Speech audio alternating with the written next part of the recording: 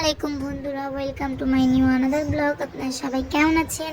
আশা করি আপনারা সবাই ভালো আছেন। আজকে আমার ননদ আমাকে ট্রিট দিবে, এইভাবে খাওয়াইতে। ইফতারির পরে বাইরে নিয়ে যাবে খাওয়ানোর জন্য। তো এই তো বাইরে যাবো ইফতারির পরে, যে রেডি রেডি হয়ে এখন বাইরে যাচ্ছি, বের হচ্ছি, সিঁড়ি দিয়ে নামতেছি। তো এই সিঁড়ি নেমে তো বাসার নিচে রিক্সা পেয়ে গেছি। রিক্সাতে উঠে এখানে দেখি আমার শাশুড়ি আম্মার তার মেয়ের ভালোবাসা। তো দেখতে দেখতে আমরা তালতলা চলে আসছি। তালতলা যাব কিছু খাওয়ার জন্য। এখানে আমার তালতলা মানে তালতলার ওই সাইডগুলো অনেক সুন্দর করে সাজাইছে, আমার কাছে অনেক ভালো লাগছে। ওইখানে আশেপাশে অনেক মানুষ ছিল, মানে এখানে অনেক মানুষ থাকে বাট এখন নাই আপাতত।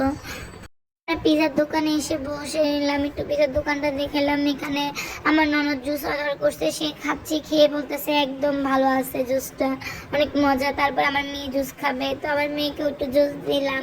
তো সে কি বলে আমি খাবো খাবো বলতে বলতে দিছি, কিন্তু সে খেতে তো পাচ্ছে না।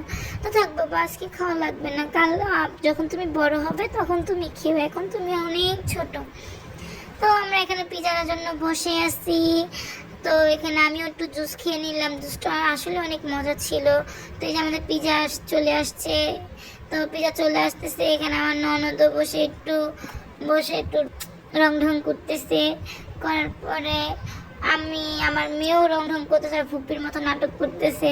করার পরে এখানে আমি আর আমার ননদ দুজনে মিলে 2 পিস পিজা খেলাম, তারপরে ফুচকা খেলাম। এই মাংসটা অনেক মজা ছিল আমার কাছে, পার্সোনালি তার অনেক ভালো লাগে ফুচকাটা। তো কার কাছে কেমন লাগে আমি জানি না।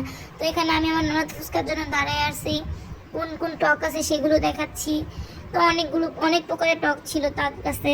তো এই যে আমিও খাচ্ছি, ও খাচ্ছে। তো দুজনে মিলে একটু চেয়ার্স করে নিলাম। তারপর আমার টুনটুন দাঁড়ায় আছে, ও তো খেতে পারতেছে না, আমার শাশুড়ি আম্মা ও খায় না এগুলো। তো আজকে এই পর্যন্তই। আপনার সবাই ভালো থাকুন, আর আমার ননদের জন্য সবাই দোয়া করুন, ও যেন আমাদের এরকম আরও বেশি বেশি ট্রিট দেয়।